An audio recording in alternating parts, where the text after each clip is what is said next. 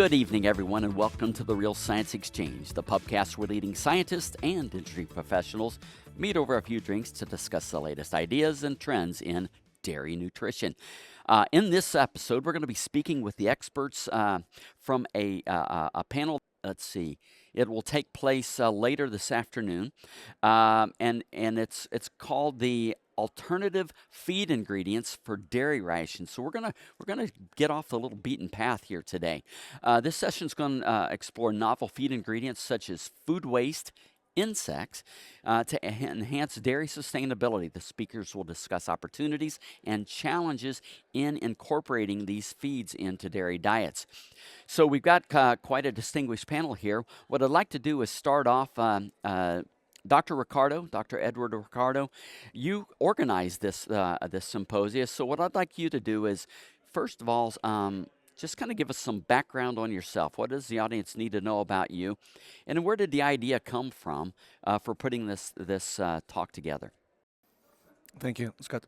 So I'm Eduardo Rico, originally from Colombia. I'm a nutritionist. My interest is what can we do with nutrition to improve food production in general. I'm focused more on dairy cows.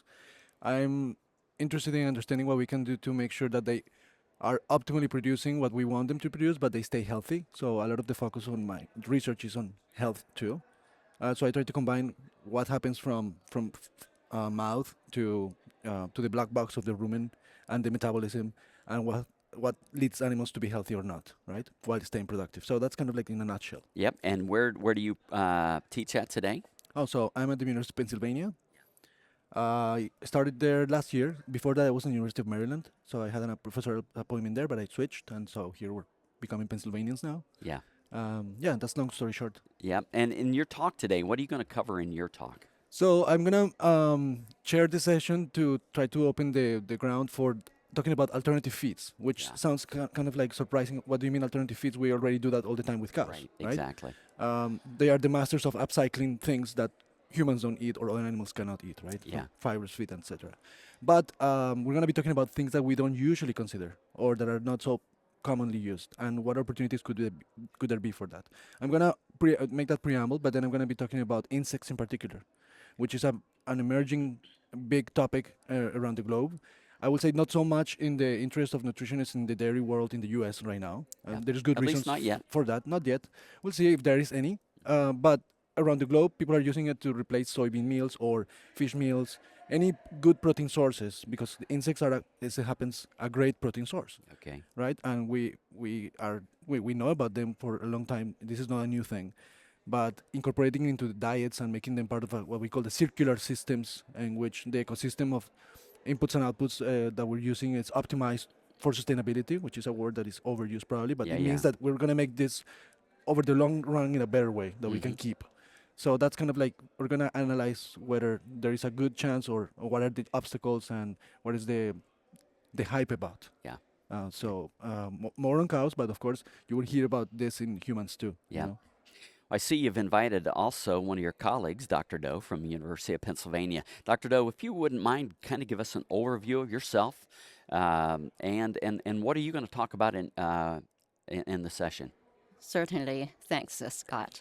So I'm glad to be here for this symposium. Jingxia Dou. I am a professor of agricultural systems at the University of Pennsylvania Vet School. We actually work in the same department, same program. So my research is about circular feed for dairy cows and other animals. So today's talk is about circular feed for dairy cows. Circular feed. Circular now, feed. Explain that for me. Circular, the agricultural system, typically our food system is a linear. It's a take, make, and waste. And then now with the concept of a circular economy, we try to develop circular feed from what's left through the linear food system. Like a lot of food residues is created and food discarded. after they, even in the field, and then post-harvest during the handling and processing, and then you come to food manufacturing, processing and making consumer food, all the way through to consumption. So this linear process generates a lot of food residues and food waste.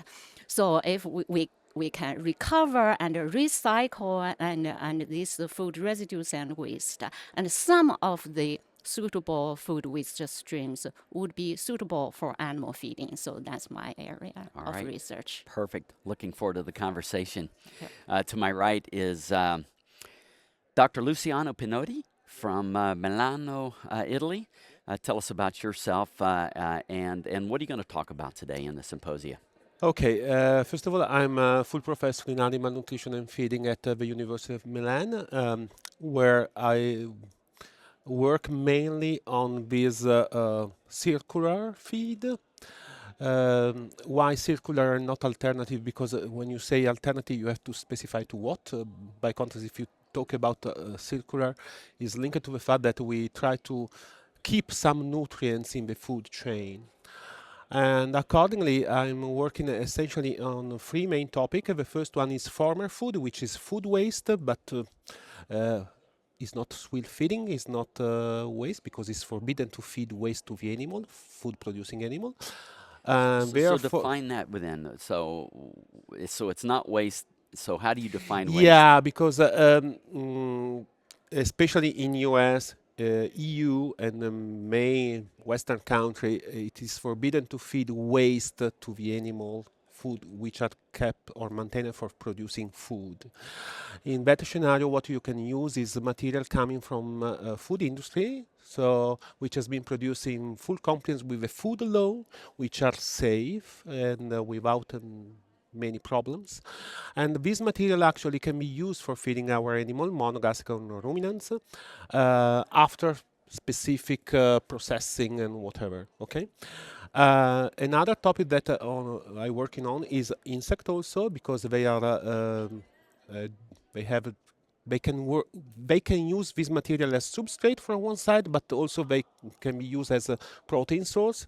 Actually, in my specific case, I prefer to work on a fortification of insect, because they are extremely good in fixing minerals, trace elements, and so on. So we produce, for instance, insect fortified with selenium, organic selenium. So, and we are preparing an in vivo trial, and so on. And in this scenario, I'm here today for address a little bit the role or the potential role of this ex-food, former food in dairy cow nutrition. We conduct some experiment in conjunction with other institute also in Switzerland.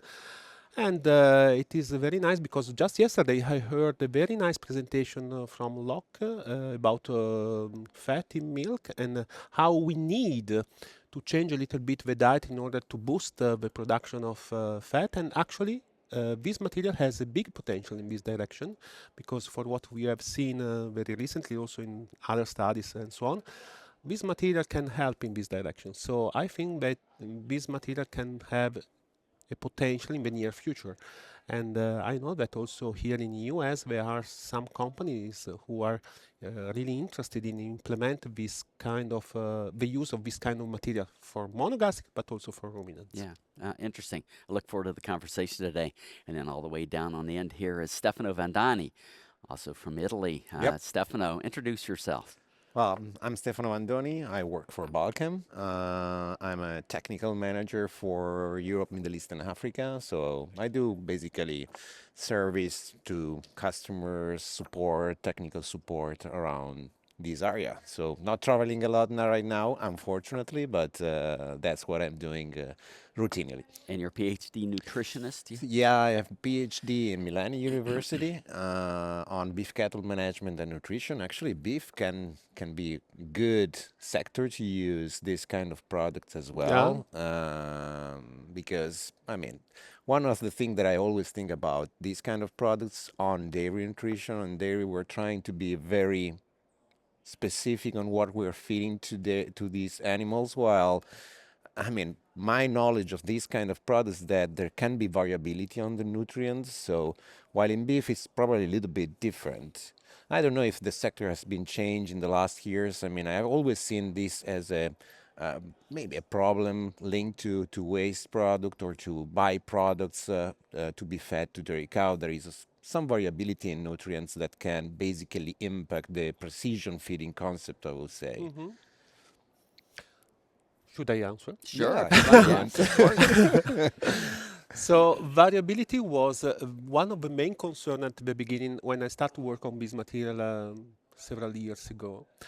But actually, I learned very well that the former food producer or who process such kind of material, they have a portfolio of suppliers, and they are happy to combine the ingredient for preparing this material in order to guarantee something which is homogeneous over the year. This is a key element for the feed sector, at least in Europe. I learned this because to feeding animal is a very boring job. You have to provide something which is stable, equal, and so on. So accordingly, they work a lot in this direction, not only selecting specific supplier for preparing this material, which they became an ingredient of the diet, not a single one. But the second aspect was working online with near-infrared spectroscopy in order to check online day by day or hour by hour the composition in order to guarantee something which is extremely homogeneous, because otherwise the farmer don't like to have jumping in the diet. So The this cow is a key neighbor. element. Yeah. And this is a key element. And please consider also that we are talking about an ingredient. So you have the opportunity to balance in case a little bit when you have a complete recipe of the diet. Hmm? Well, talk a little bit about what specifically are these ingredients. Are they, I think we talked before, mostly bakery waste, carbohydrate in composition? Yes. Protein So, sources? yeah. They are mainly energy sources, and they are, I call them a fortified version of cereal. Why?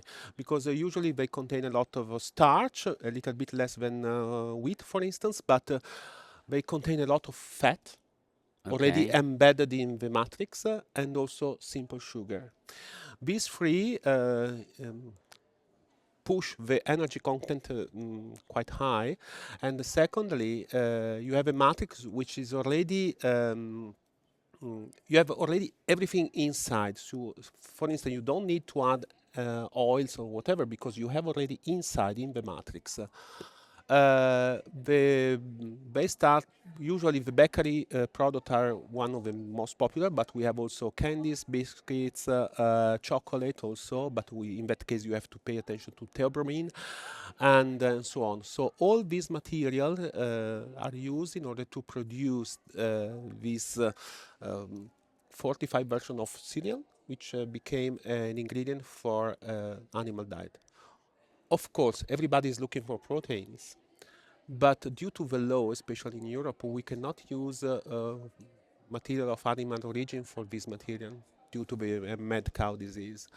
And accordingly, we have a limit over there. But for what I understood, in the near future, there will be a lifting of some ban, and therefore maybe we can implement the type of material and also the protein content, which is usually around 10%, so not so high. Yeah. Can you talk a little bit about the dietary considerations, or as a nutritionist, as you're building a diet using these kind of ingredients, what are some of the things you have to do differently to accommodate the use of these? Right, you talked about fat. I'm imagining there's going to be a level that you cannot exceed. I'm going to assume maybe are most of these vegetable fats polyunsaturated?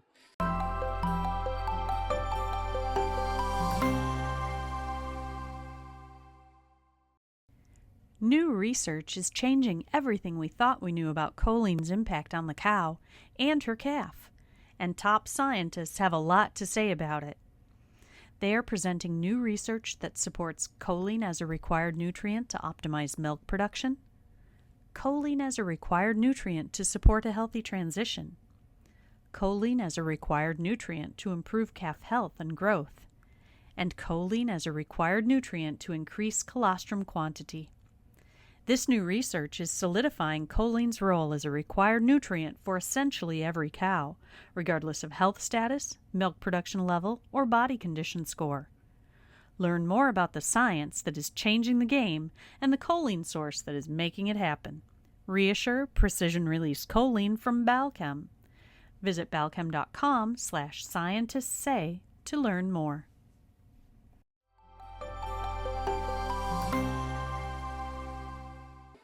That It may dep- cause no, it's not. no, It so depends the starting material. If you have biscuits and so on, they are made with butter and so on. So okay. you bring back butter Yeah, yeah. in the diet. This material is perfect for young animal. If you are talking about monogastric, for instance, because it's a material which has been already processed. Okay, so are minimum cooked.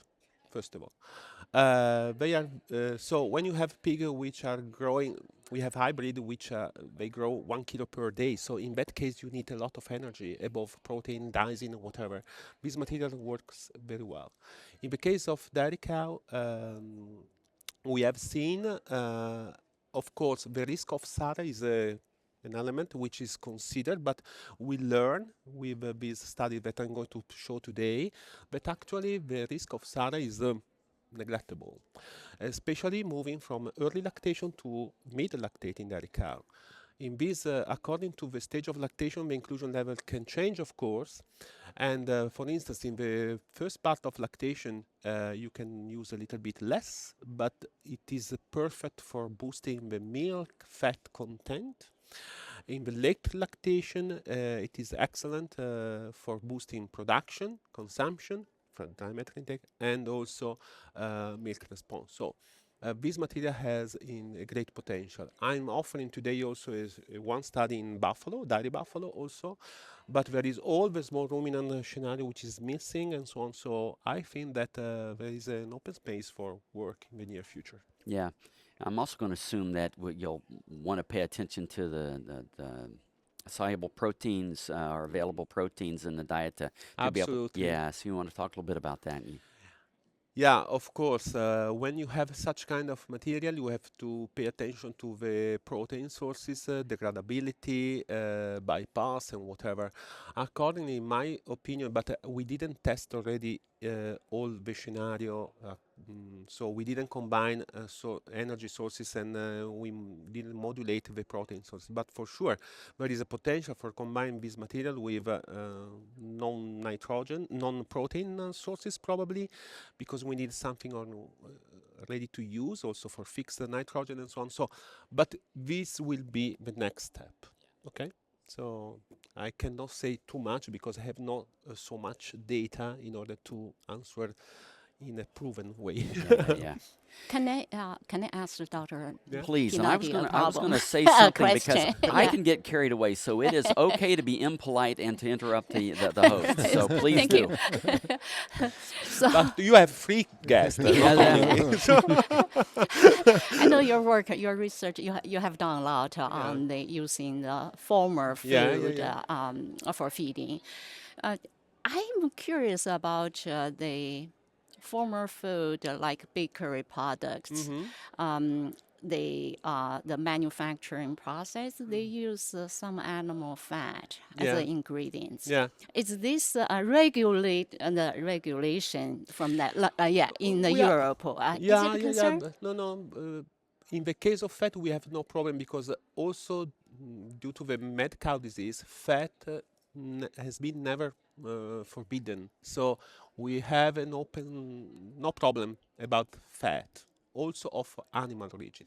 So fortunately, this is not a limit. Okay. Okay, fat The is not an only, issue. Okay. the main concern, if I can say, in Europe at least, is the packaging remnants, because of course this material has to unpack before to be processed, and but is not so big issue. But the European Union is looking to this aspect, and I'm in a panel for evaluate also this aspect. Little off topic, but I'm kind of curious. What is the status of mad cow and scrapie in Europe today? Are they Is still? it is it disappeared? It's gone. Okay, It's good. gone. Yeah, Fortunately, it's gone. in fact, we are. I was in a meeting with DG Sante, and there is a proposal for lifting progressively many rules, and we hope we can go in this direction. Yeah, so you because, think it's eradicated? Yeah. Yeah. Good. Fortunately. Yeah, good news. So can I ask about that? Does that mean that the ban Mhm. on using these proteins from animal origin will be rationally lifted in the near future? Yeah, actually, 2 years ago, we got a real open because when we authorize the use of insect for monogastric, at the same time, also non-ruminant animal meal has been reauthorized also for monogastrics.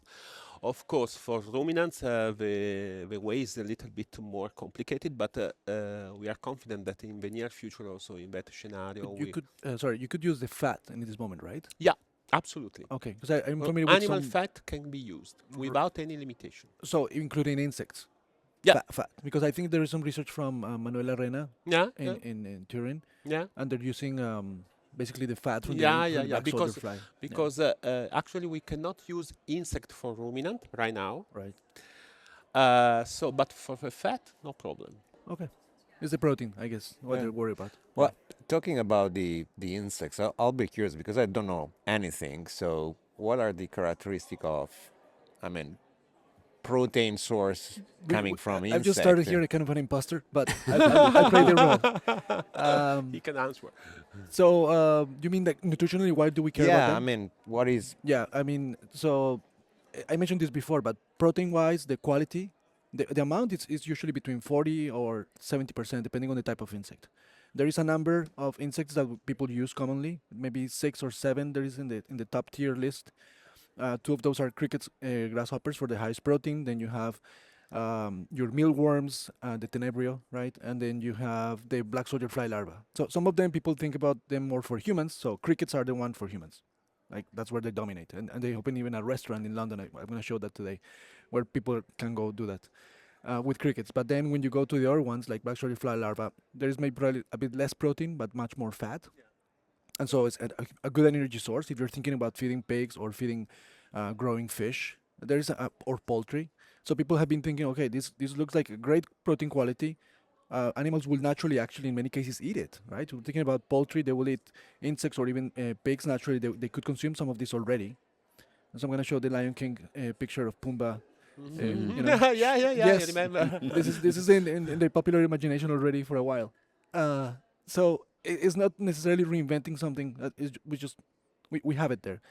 Can we access it because we have some biases, and there is such thing as phobia for us for eating, and then for the animals that's another question, right? But Eduardo, I have a question. What about the bypass? Because yes, animal protein were used as bypass protein Correct. in ruminant diet. yeah. Insects are categorized as animal protein too. Correct. But what about their bypass? We're trying to understand that because there is not a lot of data in ruminants so far, and that was kind of a question on like what can be done in Europe because you guys have been doing that for a long time in non-ruminants.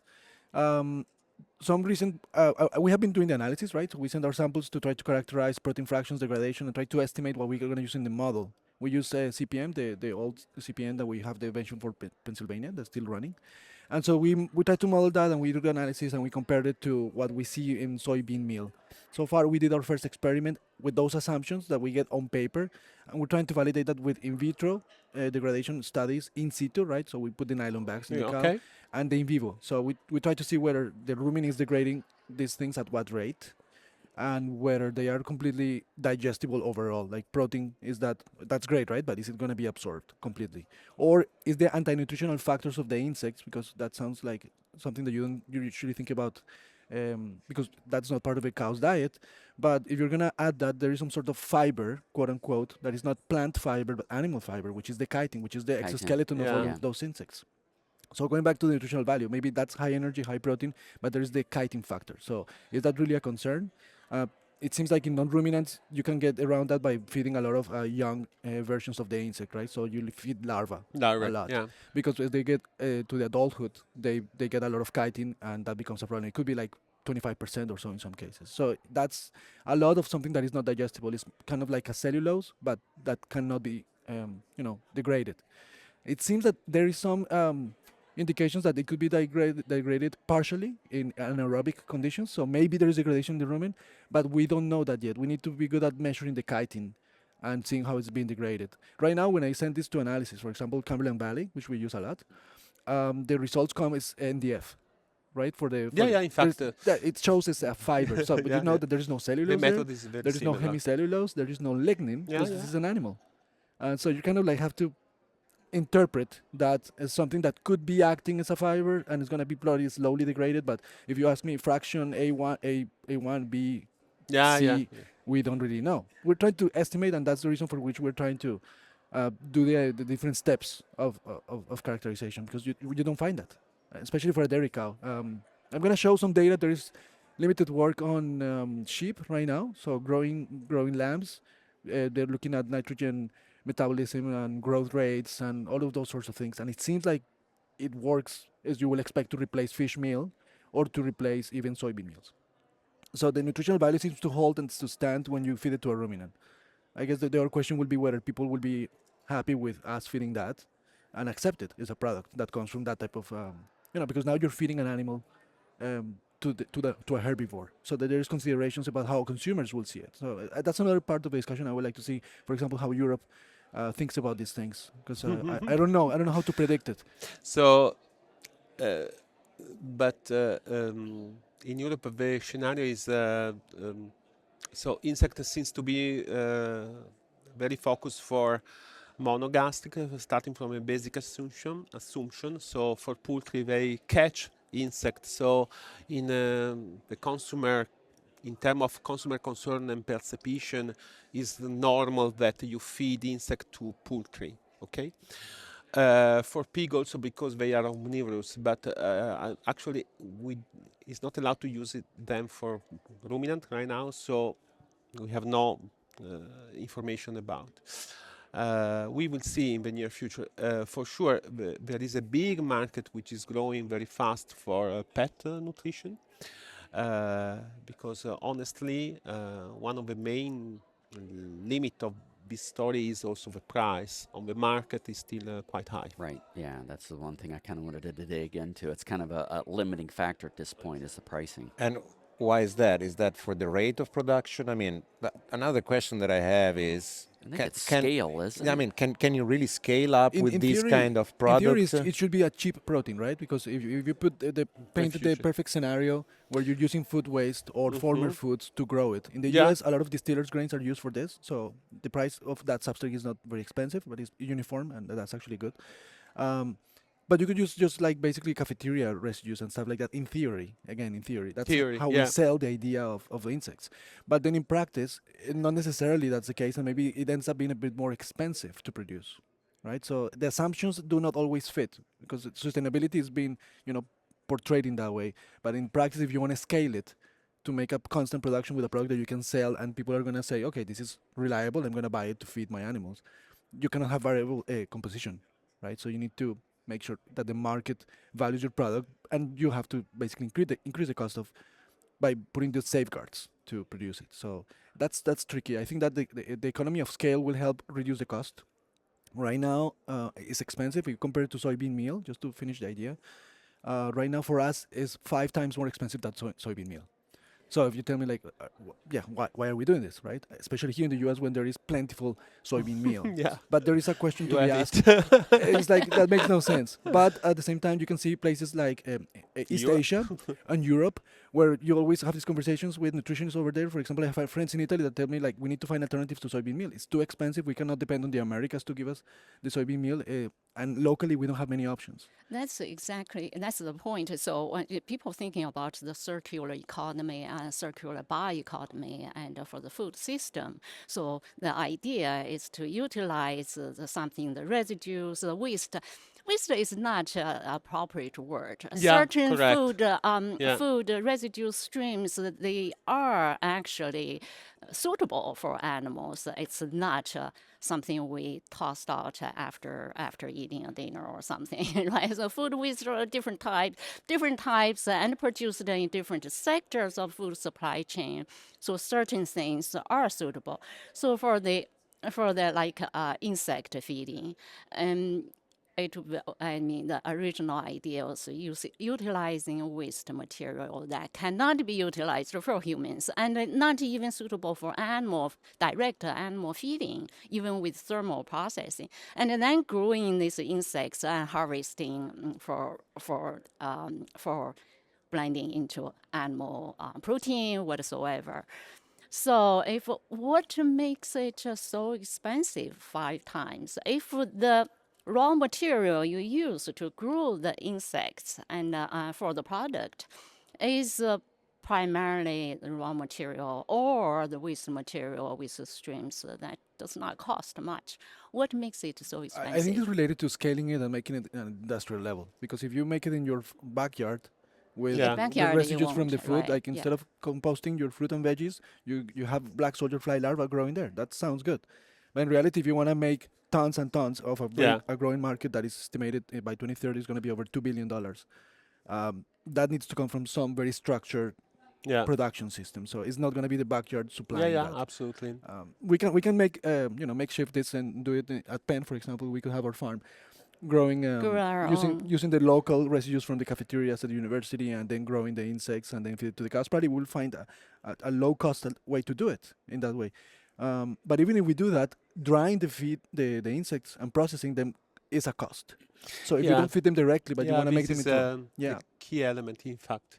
This is the reason for which extrusion seems to be the best way by which you can use such material, because you can use them directly in extruder without drying them, because otherwise the input of energy to dry insect is a limiting factor. We learn very well that Yes, this. I'm familiar with some experiences. We're collaborating with some people from the World Wildlife Forum now.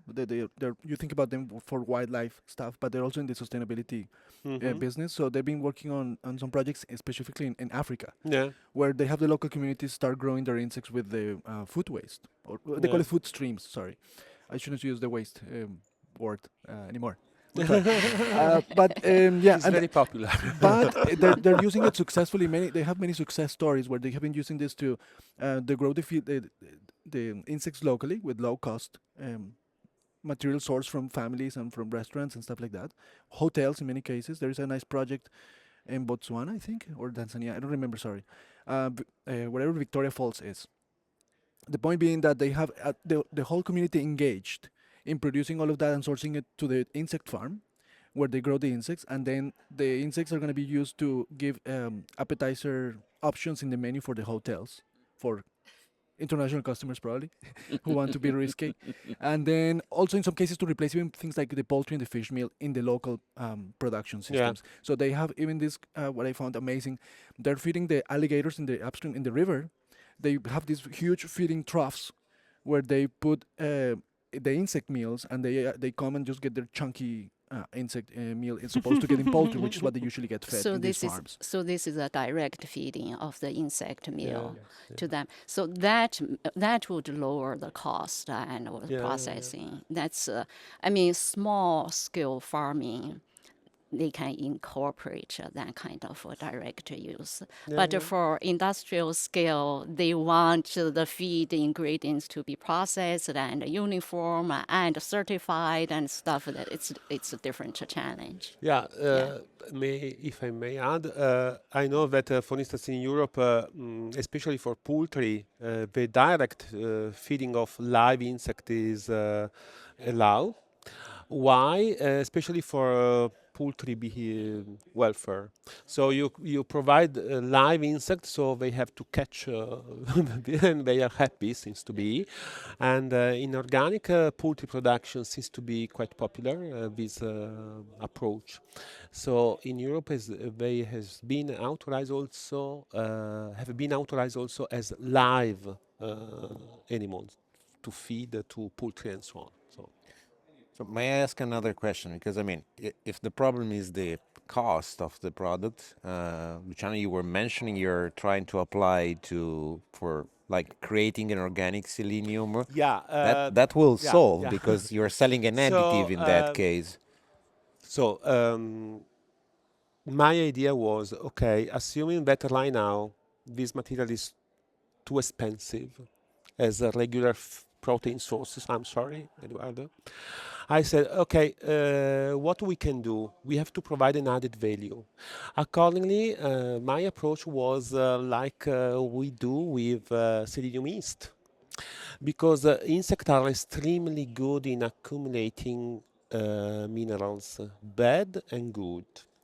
So if you have a good substrate free of heavy metals and so on, and you provide them, for instance, we provide a sodium selenate, and we got selenium cysteine and methionine. This is a project that we did in conjunction with the Marine Institute in Norway, who fortunately looked for the speciation of selenium. Now, what we did was to combine selenium and zinc, and we produced these insects, which are now stored, and we are waiting for plan and in vivo trial in order to verify bioavailability and bioaccessibility of this material in insect. Because chitin can be a problem for the bioavailability of minerals as well, do you think? No, I think that if they accumulate this material as in combination with an amino acid, I'm so sorry for who produced chelate, the bioaccessibility and bioavailability could be higher. And so we are looking for this. And because in Europe we have a limitation also for zinc oxide, Yes. so this is another issue that we have in order to survive a livestock system in some way. We are trying to provide some solution that maybe for the future will be interesting. I don't know. Let me add to a little bit to that because the cost I think is of course relevant, but it depends also where you're discussing that cost is going to be placed. Yeah. Because Fully agree. some people may find that in the U.S. it's not necessarily viable or necessary to find alternatives to soybean meal because here there's a lot of soybean meal to go around. But if you are, for example, in Japan, which I've been having these conversations with nutritionists from Japan, they tell me like if you give me an alternative, like it sounds good, like high protein, and I don't have to pay for the imported soybean meal, which is hard to get to obtain. Why not? We're just more than open to get that, and maybe if we're producing locally efficiently, we could offset some of the big costs that we have. Because in some cases, it's very, very expensive. So there could be a local need to be satisfied from the economic standpoint, even if you don't add more value to the product. Adding more value would be great, but for now, you need to prioritize where you place it. You may be solving a need that exists already, not necessarily here, but somewhere else. Yeah, somewhere else. Eduardo, I was wanting to know, it's not just about cost of the protein either, right? Is there a quality advantage in terms of amino acid profile? Specifically, maybe we'll talk about monogastrics because as I understand it, we don't know yet how much is not degraded in the rumen. But can you talk a little bit about the amino acid profile, maybe even fatty acid profile? Yeah, two considerations with those. The protein quality seems to be like generally very, very good.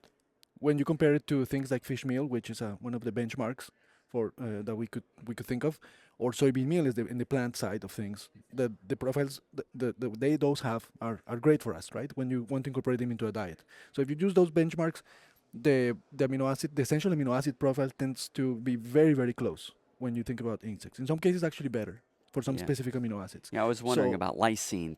Yes, I will show that this afternoon. But they for the top 5 essential amino acids, they tend to be pretty much overlaps. Okay. In terms of percent of essential amino acids. Yeah. So the supply could be, and we have used in our own modeling for our own experiment because we already did this in 25% replacement of soybean meal.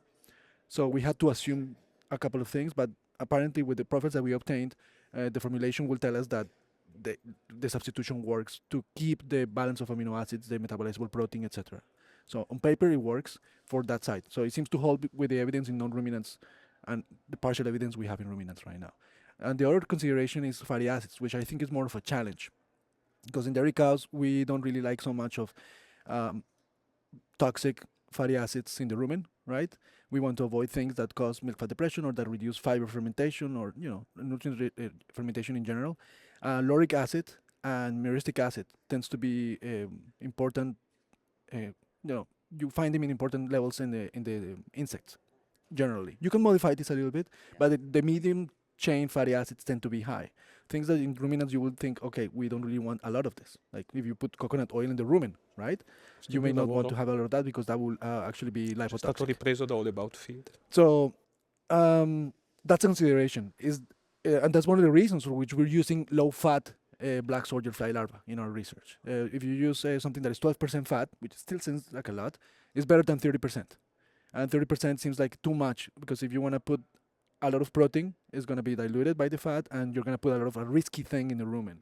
So the consideration will be different if you are talking about fish or pigs, right? You're just thinking, oh, this is a lot of energy. So the fat seems to be a thing that we need to look at carefully, and we're comparing the two, the low fat versus the high fat versions, looking at rumen degradation, looking at acceptability too. And in the last trial that we did just recently, we finished a couple months ago, we saw that there is kind of like a lag time for the cows to get used to the new flavor because it has it's described as a nutty flavor. I don't know if I would say nut, but there is something Have you tried it? Yeah, you have to. There you go.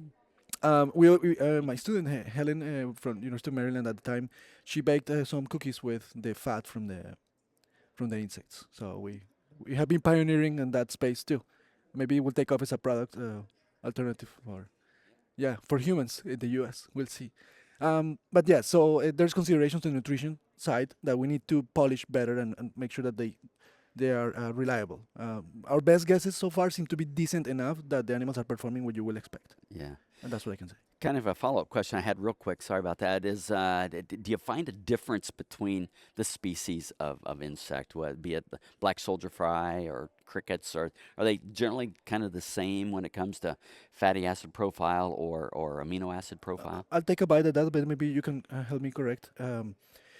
So in terms of amino acid profiles, that could be there could be some variation, but not a lot. I mean, it's a protein. Like if you're talking about the muscle, and again, please correct me if you think I'm wrong. If you're thinking about the muscle of a chicken and the muscle of a pig, muscle it tends to be similar in terms of the proteins that the genetics will produce are pretty good in general. So I think that the quality in that side will not change a lot. There may be more variation in fatty acids. Yeah. So you can play with that. You can play with that, I guess, depending on the substrate. So you grow them on dairy, you grow them on wheat, you grow them on fruits or vegetables. There may be differences in that profile and the taste that you get from that. Okay. And so there's some considerations with that.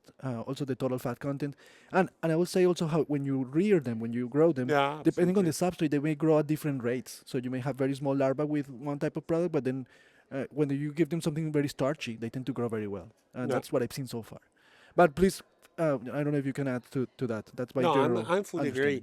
So variability in terms of protein is not so big. The only aspect that you have to consider is larvae versus bat species like cricket, which has a different kind of development. Okay, this is a key distinguishing that you have in terms of composition. But he said about that already before. So this is the reason for which black soldier fly seems to be one of the most popular or most addressed species for producing feed, especially for monogastric. Another answer that you have about fat, it is well known, for instance, that if you use a specific substrate, you are able to design the fatty acid profile very close to fish oil. For instance, there is a study conducted here in the US, quite old, but very well designed, and in which they offer fish offal to the insect, and the fatty acid profile was like a fish. So in that case, you can have fat which can be used potentially as an alternative for fish oil in aquaculture. So the potential is very high and big, but of course, what we need is to implement a little bit the supply chain, which is still at the beginning, as he said, And but I know that in Europe, but not only, there are many big plants which are going quite fast, and we will see in the near future which will be the final destination of this store. Yeah. Dr. Doe, you're very polite over there. Need to butt in these rowdy boys over here. Any key things you'd like to talk about that you plan to be presenting in your presentation later today? So we're talking about the cost of an insect meal. The material I use, feed material, circular feed, I use for the dairy cows in my research. They cost nothing. Okay. And so this is the fresh fruit waste. And they are not actually waste. So they are the waste from the industry where we got it. So this industry, it's an operation where they get truckloads of fresh fruit coming to the port from all over the countries, all over the world. And they arrive at this center, and they are sorted manually and some pieces by machines. And they're sorted so those lower quantities or the odd-shaped or too big or too small, or so those ugly odd-shaped things were pulled out. So they're called fruit. And this would not go to the market. And so this is the post-harvesting handling and processing, okay? So this sorting and grading generates this undesirable for American consumers in their mind. This is not undesirable. So for these operators, this is the waste. And they have to pay waste management company to get rid of it. So, but that material actually, I tell you the truth, when we were doing our feeding trial and the dairy, myself and our nutritionist and Terry, we would every day we get a fresh load of this called fruit, and to blend into the TMR to feed to the cows. And before the blending feeding, we would walk to the pile that's a fresh arrival. We would walk to the pile and get our daily vitamin C. This is including kiwi fruit and all kinds of oranges and the citrus and apples. Yeah, so this stuff is a waste, considered a waste by the operator. But this is a nutritious stuff and free for the farmers. We did the experiment on our own research dairy farm, and we collected data and documented the cow production performance. We also documented the classic and the standard feeding ingredients that was displaced by because we are using this, right? We're using this fresh fruit waste and reducing other standard feed ingredients. By the spared feed ingredients, we did the calculation for our herd on an annual basis, how much the total reduction of different feed ingredients, and then we calculated the land that will be spared because you spared the standard feed, and we calculated the land spared, fertilizers application that will be spared, and water savings, and also we calculated the greenhouse gas emission offset, assuming this waste would otherwise being discarded in landfill. So we did that experiment. We also did, during that experiment, it was June, July, hot weather. Every day, fresh load arriving and fed to cows, no problem. But after a couple of days outside in the heat, it deteriorated quickly. So you know what dairy farmers do with fresh, like corn silage. You inside it. So we experimented by insiling, making fruit silage with this material. Extremely interesting because we did almost the same with crop salad in close to Milan, there is a very big plant processing crop salad because everybody like to buy salad already washed and ready to use and so Yes, on. yes, But that system produce a lot of leftover yes. during processing, Yeah. and we fed up to 8 kilograms per cow per day, and also to dairy buffalo. That's dry matter? A dry matter, yeah, No, no, as no. fed. 8 kilo. We fed 7 kilo in our feeding trial. As yeah, fed. 8 kilo. As fed, yes. Yeah, So yeah, 1 because kilo the, of yeah, nutrients or yeah, something? is very low the dry matter. But the advantage of this process was the cow during the summer appreciate a lot Yes. the presence of this fresh material. First of all, secondly, in the crop salad you have a lot of nitrate, so this could be useful also for sequestrate methane. But we didn't got the opportunity to address this with green feed or whatever other approaches. But this is another option. So let me say that I just published a paper in where I talk about one nutrition approach.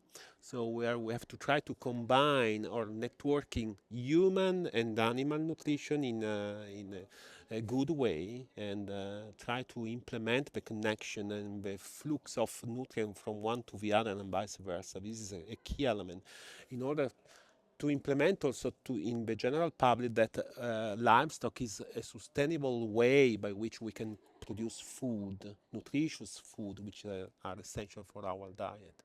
So and this will be also a matter of a conference very soon, and the name will be One Nutrition: How to Connect.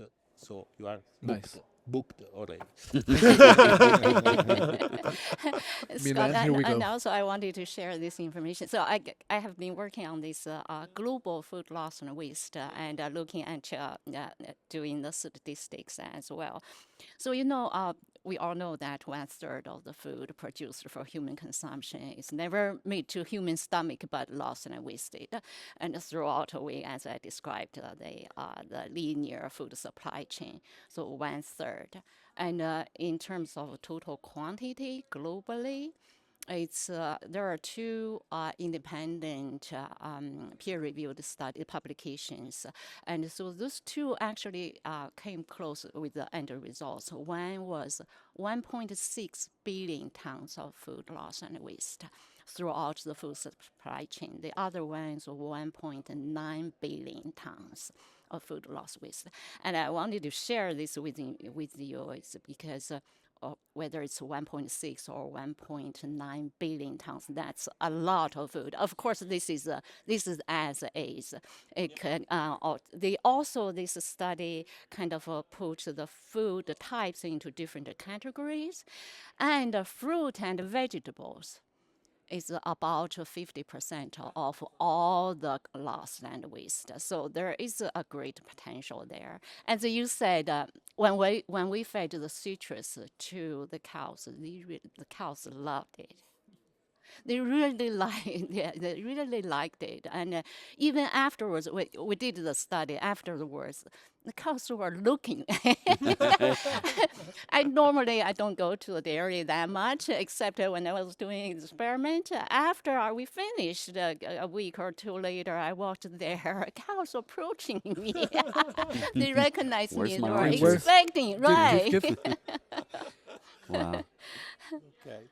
I wondered what is the biggest challenge of being able to use the waste material like that? What's keeping us right? You got to believe that maybe one of the best path, if not the best path, is feeding it to animals. What's keeping us from doing that today? Yeah, that's a good point. So there is the distribution and access issue in my mind, and also, of course, sustainability. This is a buzzword in every entity, every business, but. Sometimes you just don't know what's there. So this particular fruit processing center is literally about 2 miles from where we work, New Bolton Center. And they have been operating there this is a second or third generation.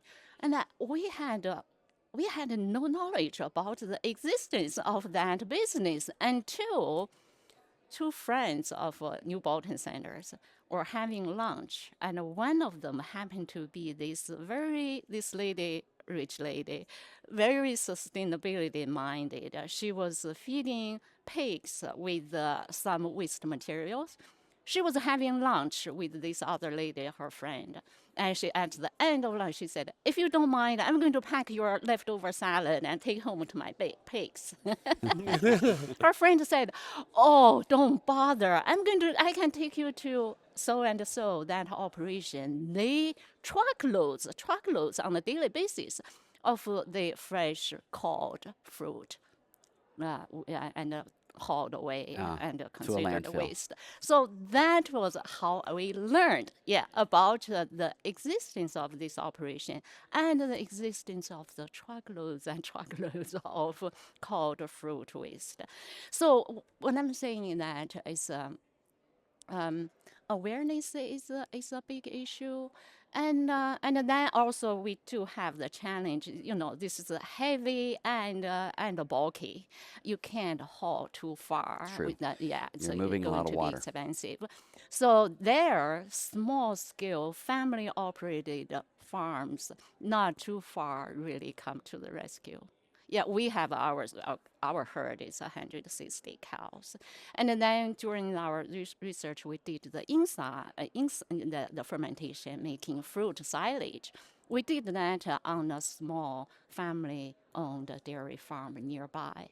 And so that farm, after we did that, we did the feeding, and the farmer loved it because this helped reduce his feed cost, and this stuff costed nothing to him. So he wanted to get into the business and make it a routine feeding practice. Of course, this has to be nearby. So small family-operated small operations have the flexibility to adopt this. And once you ensilage this product, how long can it last? Because one of the problems with this kind of fresh waste or cod is that they can start to ferment and have so issues. the fermentation, the ensiling process is specifically to address that issue, to preserve the feeding value and extend the storage life. Typically, you could do over a year. Okay. Yeah, because dairy farms make corn silage. Corn silage, they harvest the corn plants and that's 35% dry matter, 65% moisture. They harvest at that point, they chop it up and make silage. And the ensiling process lower the pH, generate the products of VFAs and lower the pH. That helps preserve it, and I won't go. Do you have to chop it? For The our fruit? fruit, we did. Okay. We did. We chopped using what they call But it. do you do by itself or do you mix with something else? Because Yes, good question. Because the fruit, when you chop it, the juice runs out. You don't want that exactly. happen. So we made the silage ensiling process, mixed the chopped fruit. The chopping process was mixed with dry hay. Okay. So the dry hay was chopped as well in the same chopper, and then it absorbed the the juice. juice. Yes. And you try to keep it about that 35% dry About matter. 35% Yeah. dry matter. Oh, So good. And did you add any like inoculants or No. organic acid? You don't, because I mean there will be a lot of sugar, so the fermentation will start quite easily, I believe, right? Yes, the fermentation went well, and at the end, when stabilized, the silage was, the pH and VFAs and lactic acid concentrations were all quite ideal to we did not add anything. You could, for research, you could add some other things and bacteria, desired bacteria. But on dairy in Pennsylvania, dairy farms, they make corn silage all the time, every year. That's their staple feed for the cows. It's a natural process Okay. for the fermentation. Very interesting conversation today. I think we've got plenty of questions left, but unfortunately we're out of time. What I'd like to do as we kind of wrap up here is ask each of you to kind of come up with one, maybe two key takeaways that you think the audience ought to take from this conversation today. And so, Stefano, You start from me. I'm going to start with you.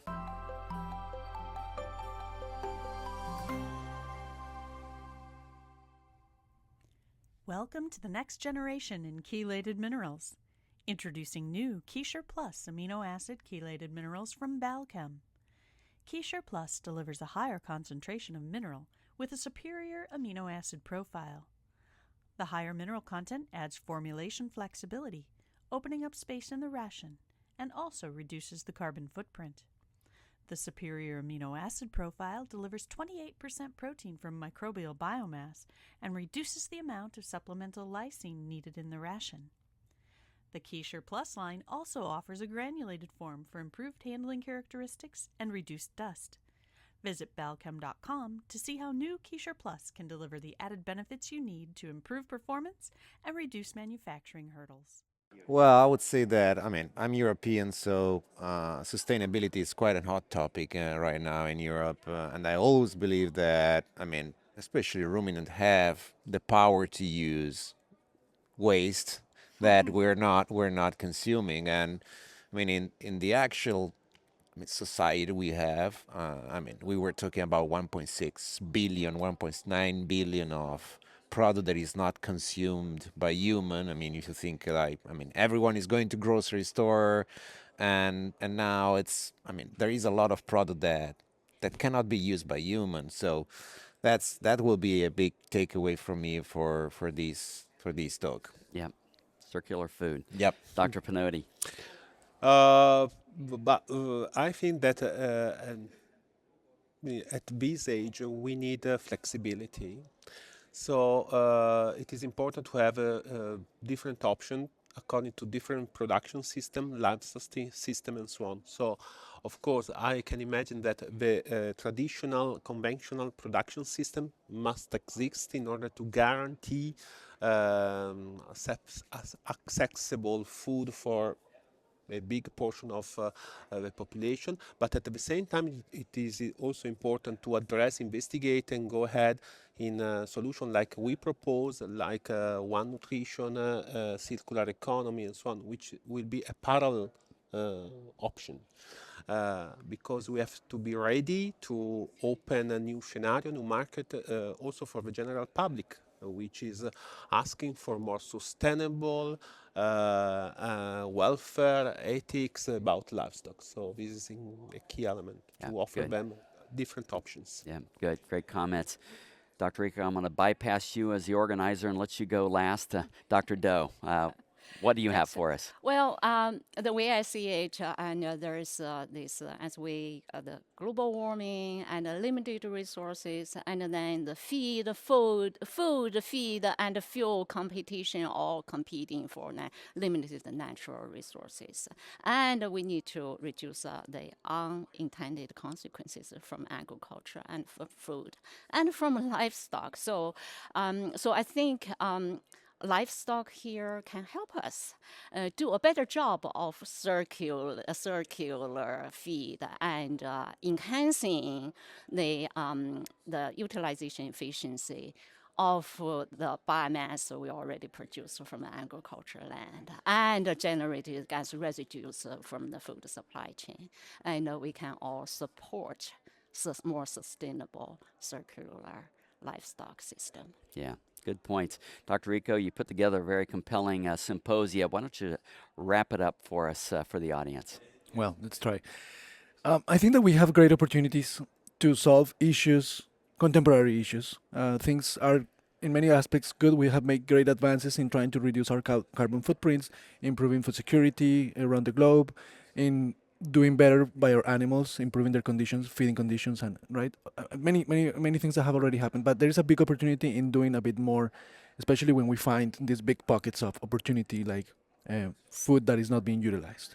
So that basically connects the insect world and the food stream world, and it gives us the opportunity to do something that we're not doing right now that is there, and it could be as cheap as zero, as Dr. Doe showed.